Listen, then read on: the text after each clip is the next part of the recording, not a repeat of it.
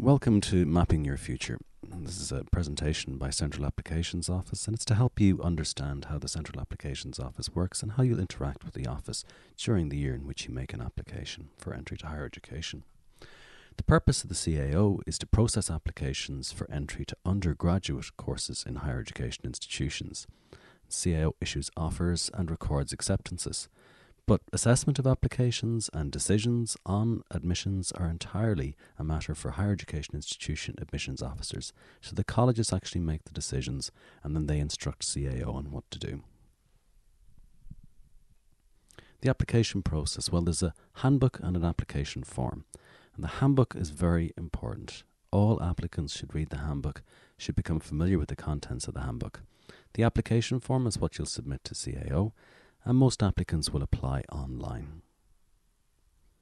But before applying, it's very important to do lots of research on the higher education institutions that you wish to attend and on the courses that you think you want to apply for. So information can be found in college prospectuses and can also be found on the higher education institution websites. In September each year, CAO distributes application handbooks to schools. Individuals can also request a handbook by contacting the office directly.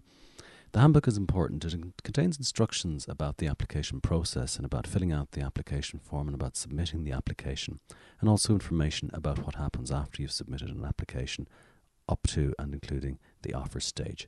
Every applicant should become familiar with the contents of the CAO handbook.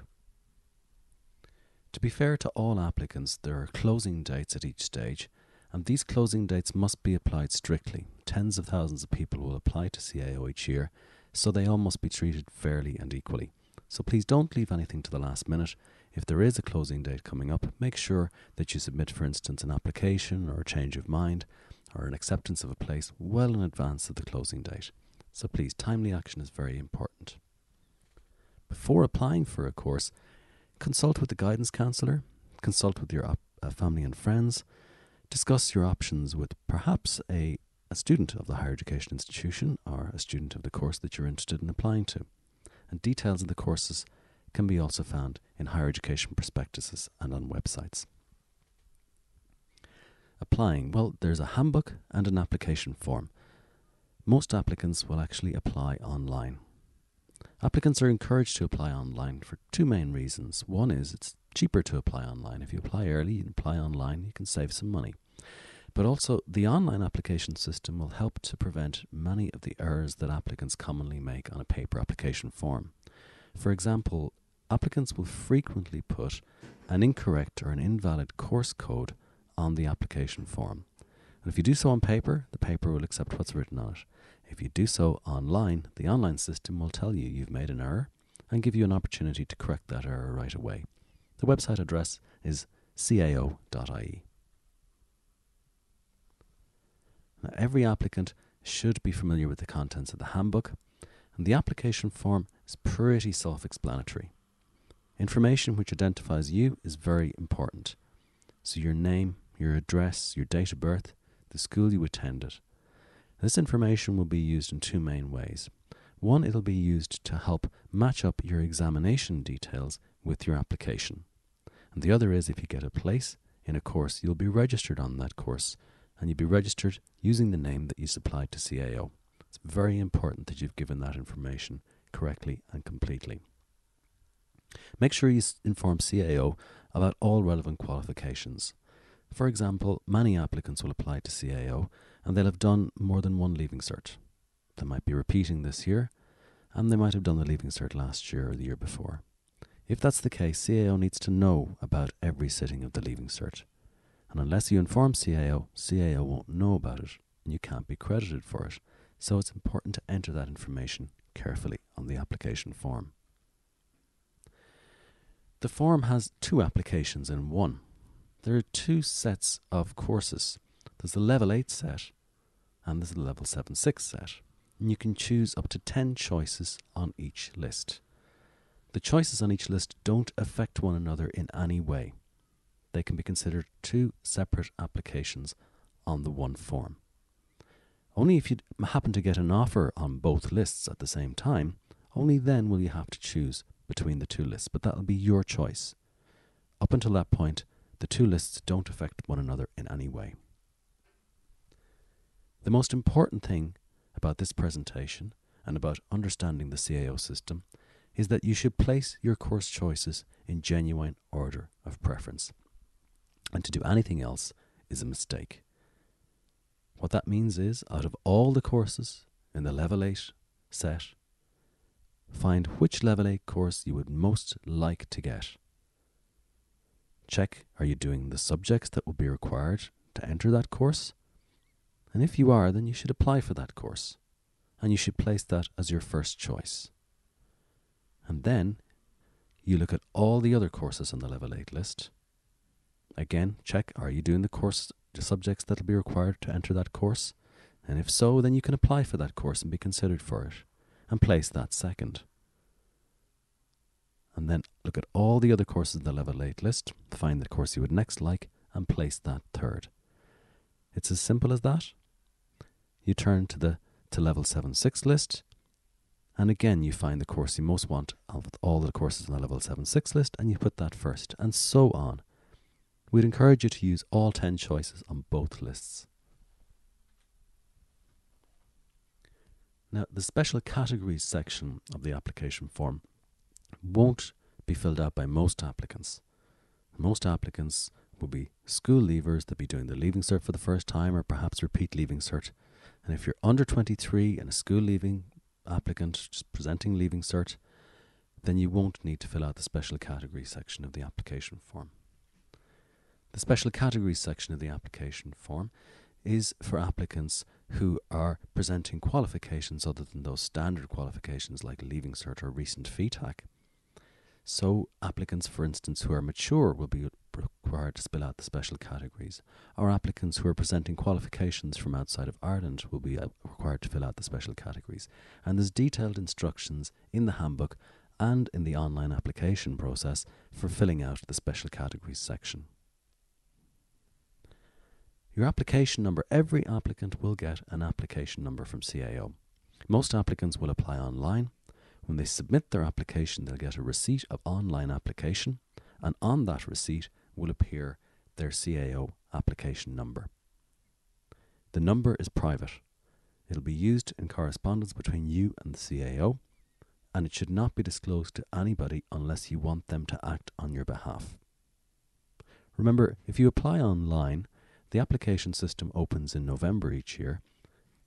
The normal closing date is the 1st of February.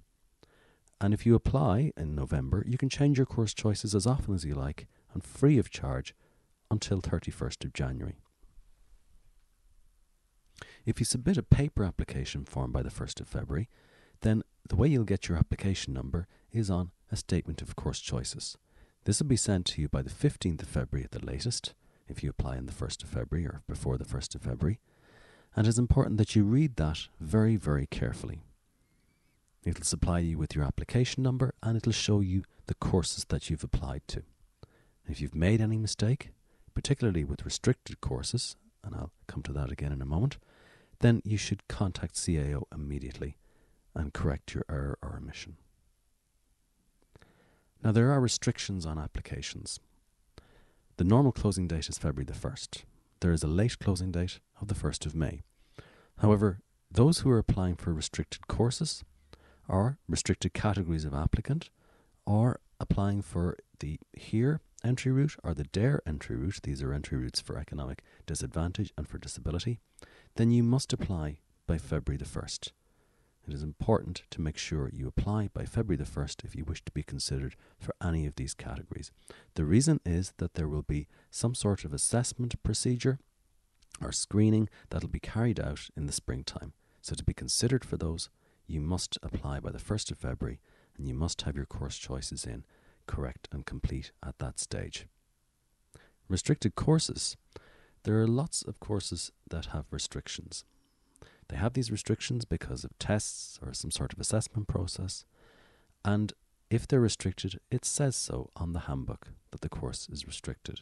You must apply by the 1st of February if you want to be considered for those courses. Communicating with CAO. The easiest and most efficient way to communicate with CAO is by using Contact Us on the CAO website. If you quote your application number in your communication, that'll give CAO an opportunity to check your file. CAO will return a communication to you within 1 working day if you use the Contact Us facility, and you'll have that answer in writing. If you post anything to CAO, you should obtain a certificate of posting. This is free, and it shows that you have posted something to CAO, so if it goes astray in the post, then you can supply this as evidence of having posted the item that you sent to CAO. This is free, but it offers you peace of mind. Also, if you do post anything to CAO and you want to receive confirmation that CAO has received the item you sent to us, then place a self-addressed, stamped postcard into the envelope when you send it to CAO. CAO will place the CAO stamp on the card and post it back to you, showing you that it has been received safely in CAO offices. The Statement of Application record will be sent to all applicants before the end of May. And this is a very important document. This document will set out the information that will be considered when the offers are being considered in August. So you must check, are all the courses shown? Are the codes correct? And is my examination number correct? If I have examinations from the past, do they appear on the statement? Are they correct? Do they show the correct results? If you get a statement in May and you see any errors or omissions, contact us immediately. And if you don't receive a statement by the 1st of June, contact us and we will send you a duplicate statement right away. This might be the last chance to correct any errors or omissions on your application, so please take great care at this stage. Make sure you receive the statement. If you don't, contact us, and make sure you check the statement very, very carefully. Along with the statement, CAO will send you a change of mind form. So the change of mind process opens in early May, and it closes at 5:15 in the evening of the 1st of July. You can use the change of mind to change their order of courses, and you can use it to introduce new courses, but subject to the restrictions mentioned earlier on, with restricted categories of applicant and restricted course choices.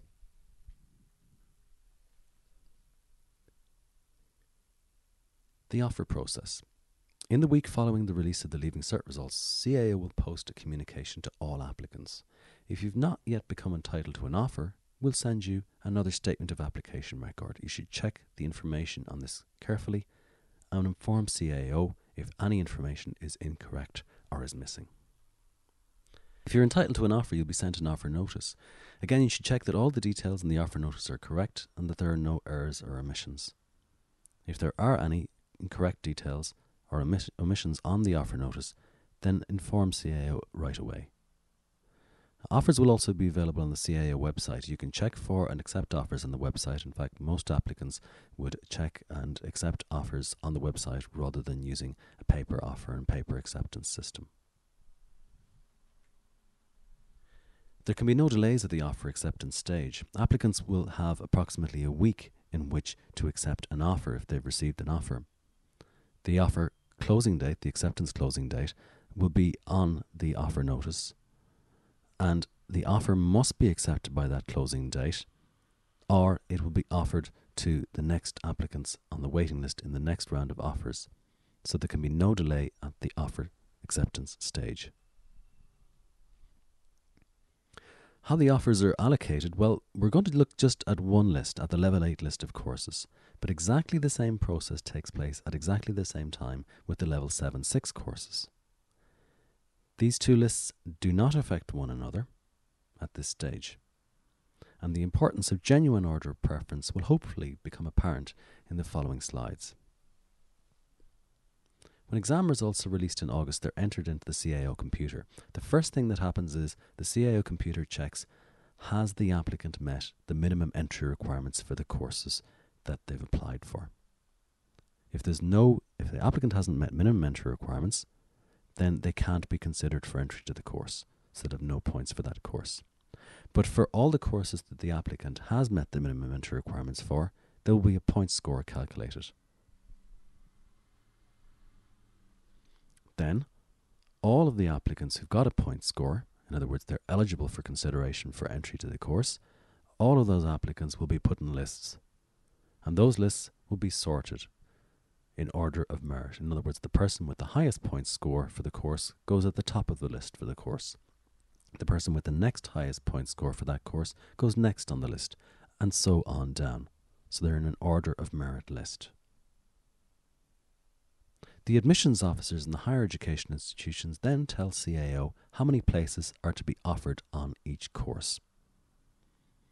Admissions officer says make 20 offers on this course. So the top 20 people on that order of merit list will be offered places on the course. The point score of the 20th person is the points required for entry to that course. And it's as simple as that. All of the people above that person have received an offer, the 19 people above, and that person, the person in 20th position, has received an offer, and their point score shows the points required for entry to that course. Some applicants won't accept those offers, so they get offered to the next applicants in the next round of offers. So our example earlier, there were 20 applicants offered. The person in position 21 on that course had less points than the top 20 and didn't get offered a place. But if one of the top 20 doesn't accept the offer they've been made, then that applicant is the top of the waiting list, and that applicant will be the first person to receive an offer in the next round of offers. And this goes on until all the places on the course are filled, or until there are no more eligible applicants to be considered for entry to the course. So we're going to follow an example of one particular applicant, and this slide shows all of the applicants for CK 101, which is Arts in UCC. And the exam results haven't yet been released, so these applicants are in no particular order. We're going to follow the progress of the applicant marked in red. When the exam results are released, first of all, entry requirements are checked, and applicants who haven't met the minimum entry requirements, well, they'll be eliminated and they won't be on the list for the courses. All the other applicants who've met the entry requirements of the course are placed in a queue. So the position in the queue, from left to right, the person on the highest points for the course is in the left in the queue, and the next person is after, and the next person is the next number of points after that, and so on down. And we're looking at this applicant and we're looking at her course choices.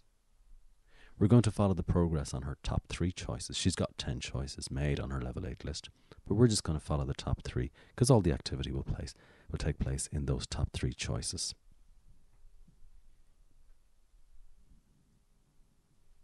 The admissions officers in the first round of offers instruct us how many offers to issue on each course, and those applicants getting offers are marked in green.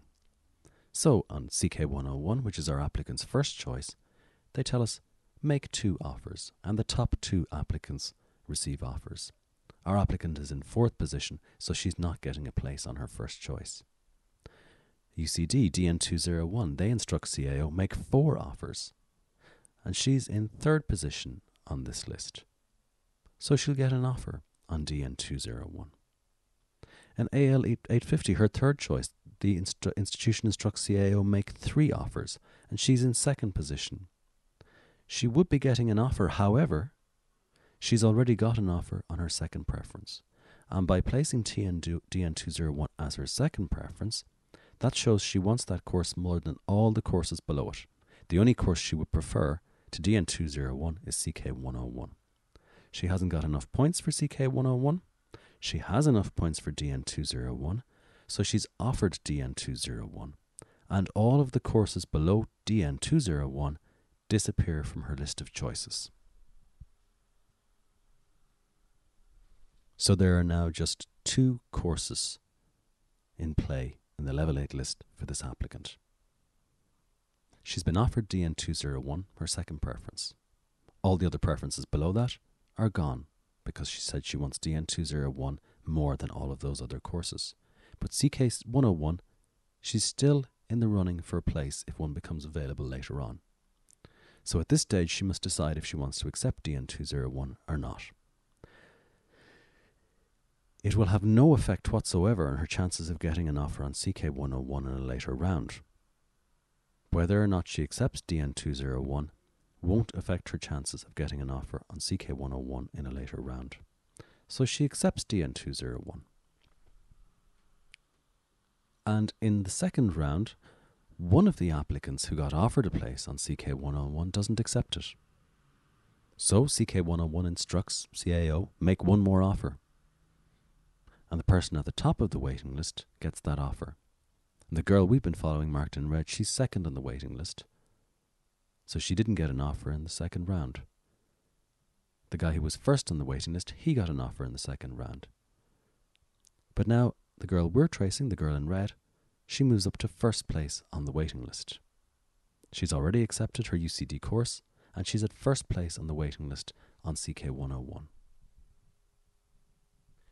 In the third round of offers, UCC inform us that 2 applicants who were offered places didn't turn up to registration, so they want to make 2 more offers. So our girl, the girl marked in red, she's first in the waiting list and she's the first person getting an offer. And the girl after her is the next person. So the top 2 people in the waiting list, our girl is first and the girl behind her in the queue, both of those receive offers for CK101. And now this applicant is in a perfect position because she's already got her place on DN201 and she may remain there if she wants. Or she can accept CK101 and move into that first preference course.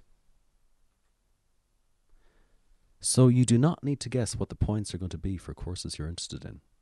You place them in genuine order of preference, and if you get an offer on anything other than your first preference, well, you can always move up.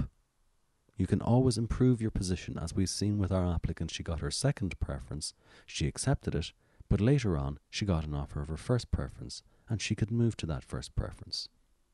But when she was offered her second preference, all the courses below that were removed from her list of choices.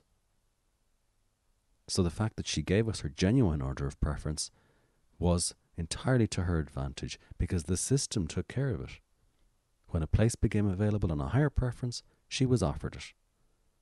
And she did not need to guess what the points would be. She did not need to guess what the offer situation would be. She simply needed to put her courses in genuine order of preference. And she ended up in the best position she could possibly be in. So please remember, when dealing with your CAO application, to carefully read the CAO handbook, carefully read any communications you receive from CAO, and ensure you receive the statement from CAO. You get that in May, and if you don't get it from us, contact us. And please don't hesitate to contact CAO if you have any questions about the process or you have any difficulties. The best way to do it is to go to cao.ie, click on Contact Us, and send us your query. Thank you for your attention.